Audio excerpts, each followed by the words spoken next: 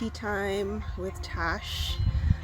I'm sitting on the deck of this tiny camper behind me that I rented for a couple of days on a farm in Lucknow, Ontario.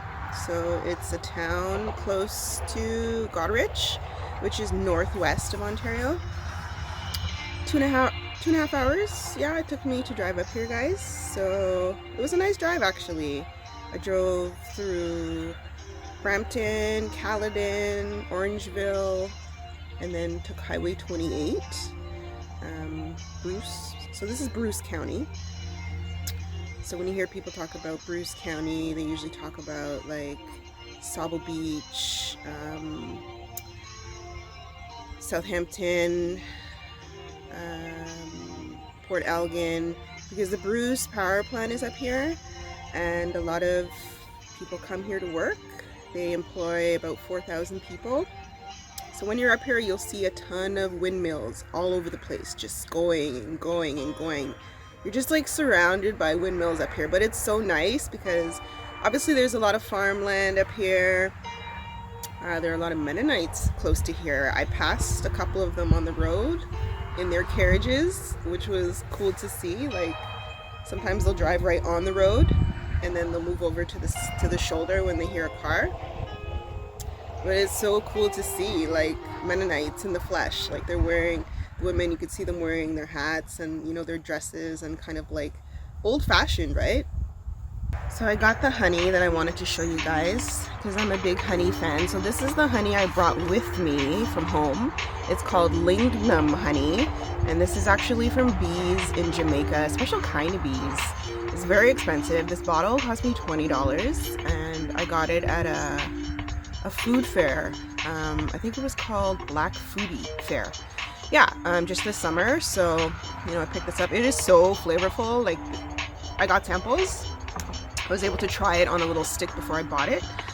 So this is more of the sweet one. They had another one that was a bit peppery, but I don't like pepper, so I didn't get that one. And this is the honey that I bought here at the bakery. It's pure Ontario, wildflower, and it just says Meadowview Farm and Apiary, which is where, you know, bees make honey, basically. But I really like the liquidy kind, so I'm actually gonna go and try and get some more at a different location in a town called Tiverton, because a few months back I was here and they actually had a little house, and you basically just go in on your own accord and you select the honey you want, the size, and you leave money in a little bin, basically. So I really like that honey and I want to go back, so I think I'm gonna find the address and go back and get some, because Tiverton is fairly close to here, so I can, on the way wherever I'm going, I'll just, you know, pop it in the GPS and go. But yeah, the GPS is how I'm getting around all over, otherwise I'd be totally lost because I don't have any maps. But yeah, the GPS has been great. I've been to Goderich, Ontario. You know, they have the salt mine there right at the harbor. Went to Kate's Cafe, which is awesome, which is right in downtown Goderich in the circle. And I went back to get those really good root bar pastries. Oh my goodness. Like, I'm not a big fan of root bar, but these Danishes were the bomb. But apparently rhubarb is not in season right now. It's October. So I was like, oh, okay, then I'll just get my chai tea latte, which is what I got. And I went and drank it by the waterfront. I love their waterfront. It is nice. Like, their waterfront reminds me of the Caribbean, seriously. Out of all the beaches I've been to Port Elgin main beach, I've been to Southampton Beach, I've been to Sauble Beach, and there's another little beach close to here. It's about 15-20 minute drive. I think it's called Ashfield. Secluded beach. Nobody was there, and I parked at the top of the hill and I had to wind down in this wooded area, bushy area, and I wasn't sure if you could drive down there, so I went down there first walking. But yeah, you can actually drive down there and then park. So I called my friend while I was walking through the woods, because I mean it's a road, but it's a very small road and it's like dirt, and I was like, my god, like, should I even be here right now? So I called my friend Laura and I'm like, girl, you gotta talk with me while I walk through this area, because there's nobody here and I don't know if I should be here. but the host said they recommended it on their guide, so I'm here. And you know me, I love a beach. So yeah, it was nice, but it was getting overcast, so I actually left. I didn't stay there.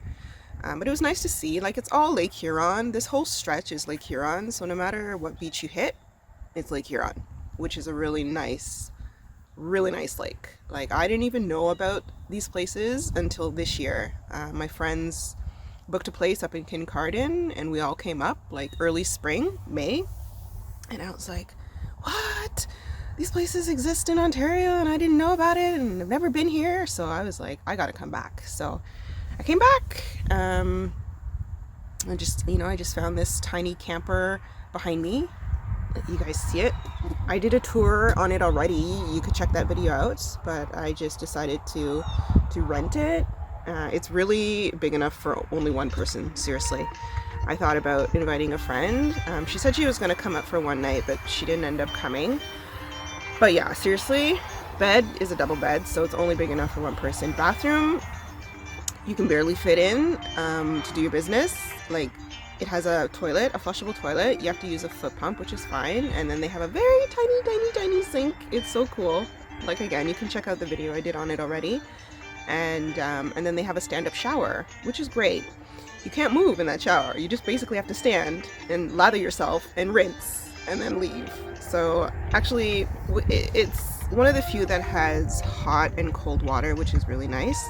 Because a lot of the cabins I was looking at, after October, no running water, sorry, and I can't deal with that. So I lucked out on this one, and it was actually available during the week, which was great. And the owners told me actually this is the last week that they're having it on Airbnb, and then they're just gonna have friends over because they've been holding off on their friends because they're doing Airbnb.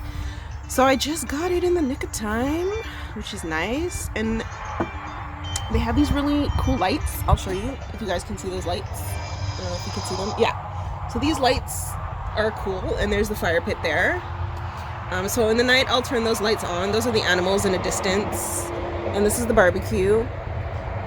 So I learned how to barbecue yesterday for the very first time. And actually, that was my second attempt, because my first attempt, I was like, okay, it's cold, it's dark. I don't know what the heck I'm doing. I tried. They tried to tell me how to do it over the Airbnb app, and I was like, look, I'm tired. I'm not having this, and I'm going to bed. So I just gave up. But the next day, they came and showed me how to do it. So it actually has a pilot light, and then you have to push it in, and then turn it to the like high or medium temperature you want. First, you have to turn on the propane, and it was actually a good starter barbecue for me, because I've never barbecued before. Ever. Like, I've gone to many barbecues, I've eaten barbecue, of course, but actually doing it is a different story. So far so good. It's coming along quite nicely. A little close up for you guys. The browning got good color. So it's been marinating for 2 days, even though I forgot to bring the barbecue sauce, but hey, it's still looking good, right? This is the only sauce that I have, and I'm going to use this for my salad. So yeah, this lunch is looking good. So yeah, I can say now that I have barbecued in my lifetime. So I'm just here, like, sitting in my Muskoka chair. I really love Muskoka chairs, and these are the real McCoy. These are the wooden ones behind me, so it's really cool. There's 2 on this deck, and the deck is made out of wood. Even the barbecue stand is made out of wood. So the owners actually bought this camper, and then they stripped it down to the metal. I keep swaying away flies because there's flies around here. So they stripped it down to the metal, gutted it, and then actually built everything from there. So, like, they have, like, again, the bathroom, there's a full kitchen in there. So there's a stove, oven, and then they have a hot plate as well. There's, like, seating area to sit down, to eat, like a little table. Bathroom, cupboard for your clothes or jackets, cupboard for, like, dishes. Little cupboards for cutlery, knives, plates, all that stuff. And there's outlets. So the outlets are in very interesting places, I have to tell you. In the ceiling, there's an outlet in the ceiling. There's one at the side of the wall in the kitchen, so I actually have to plug my kettle in on top. And the kettle is just enough, like, it's actually kind of teetering, which is a bit dangerous, but whatever. it is what it is. So it just makes it in. So I just found that interesting where the outlets are, and there's one by the bed on the side of the wall. So the past 2 nights I actually had to pull out a heater because it's kind of cool at night here. You know, it's October, right? It's like hit and miss, but in the nights it does get cool. So I did pull out the heater. It's like a little nice, cool little black heater, and it's very effective because my feet were cold. So I use that, and they also have a fan in there, and there's a lot of windows. Like, there's a lot of ventilation here, almost too much. So I actually had to I close windows at nighttime, and then I open them in the day, which is cool. So yeah, that's it. Like, I'm here just chilling on the deck. I'm just drinking my tea. I did a lot of driving yesterday, guys, so I'm tired today. I kind of overdid it yesterday. Like, I went to Port Elgin, which is like 45-minute drive. Then I went to Southampton, which is like another 20 minutes north, I think. And then I went to Sauble, which is another 20 minutes. So I hit like 3 beaches yesterday, and then I had to drive all the way back. So I try to be back. I try to be home like by like 6, because I notice it gets dark here early, like 7:30 it's dark. So I try not to be on the roads when it's black, because I don't like driving these country roads when it's dark, right? Like, it's one thing to navigate during the day, it's a whole other thing when it's dark, because there's no lights on the roads. You basically have to use your high beams, and you have to be careful when you come to a stop sign, because some roads have the stop sign, and then, you know, like 4-way, and then some is only two stop signs, so 2 ways. So you just have to be aware of that, and take your time, because there's a lot of trucks out here. There's a lot of pickups, 4x4s, and then obviously the carriages, like the Mennonites and their carriages. So, but the roads are very good quality, I have to tell you, up here. I'm very impressed. Very good quality roads up here. Country roads, but they're very good. So, nice drive. Like, you can see the colors of the trees starting to change now, which is nice. You know, the oranges, the reds, but it's just starting. Like, it's not full blown yet, because it's just the beginning. What are we, second week of October now? So yeah. And the owners are growing pumpkins on the patch, so some of them are getting big, I saw. And maybe tonight I'll do a fire, because they have a fire pit here and they have wood on site. So yeah, I'm thinking I'm going to do a fire pit. I showed you guys the fire pit already. So there's wood just at the side of the camper, and you just leave $10 cash in there, or you can send them an e-transfer. So yeah, if it's not too cold tonight, I'm going to do a fire. And then that'll be it for my last night here. So thanks, guys, for joining me for Tea Time with Tash. I hope you learned a little bit about Bruce County.